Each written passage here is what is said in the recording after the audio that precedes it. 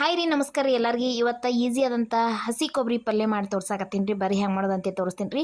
ಹಸಿ ಕೊಬ್ಬರಿನ ಸಣ್ಣ ಕಟ್ ಮಾಡಿ ಇಟ್ಕೊಂಡೀನಿ ರೀ ಚೌಕಾಗ. ಮತ್ತು ಉಳ್ಳಾಗಡ್ಡಿ ಟಮಾಟಿ ತೊಗೊಂಡೀನಿ ರೀ. ಕಟ್ ಮಾಡಿ ಇಟ್ಕೊಂಡಿದ್ದಕ್ಕೆ ಒಂದು ಹೆಸರು ಬೆಳ್ಳುಳ್ಳಿ ಹಾಕ್ಕೊಂಡೀನಿ ರೀ. ಮಸಾಲೆ ಖಾರ, ಅರಿಶಿಣ ಪುಡಿ ಹಾಕ್ಕೊಂಡೀನಿ ರೀ. ರುಚಿಗೆ ತಕ್ಕಷ್ಟು ಉಪ್ಪು ಹಾಕ್ಕೊಂಡು ಇದನ್ನು ಸಣ್ಣಗೆ ಮಿಕ್ಸಿಗೆ ಹಾಕೋಬೇಕ್ರಿ. ಇದರ ನೀರು ಹಾಕೋಲಾರ್ದನ. ಈಗ ಇದು ರೆಡಿ ಆಗೈತೆ ರೀ. ಒಂದು ಬಾಣಲಿಗೆ ಸ್ವಲ್ಪ ಎಣ್ಣೆ ಹಾಕಿ ಜೀರಿಗೆ ಸಾಸ್ಮಿ ಹಾಕಿ ಕಾಯಕ್ಕೆ ಇಟ್ಕೊಂಡೀನಿ ರೀ. ಈರುಳ್ಳಿ ಕಟ್ ಮಾಡಿ ಇಟ್ಕೊಂಡಿದ್ನಲ್ಲ ರೀ ಉಳ್ಳಾಗಡ್ಡಿನ, ಅದನ್ನು ಹಾಕಿ ಚಲೋ ತೆಂಗ ಕಾಯಿಡ್ಸ್ಕೊತೀನಿ ರೀ ಫ್ರೈ ಆಗೋ ಮಟ್ಟ. ಅದಕ್ಕೆ ಒಂದು ಟಮಾಟಿನೂ ಕೂಡ ಕಟ್ ಮಾಡಿ ಇಟ್ಕೊಂಡೀನಿ ರೀ, ಅದನ್ನು ಹಾಕ್ತೀನಿ ರೀ.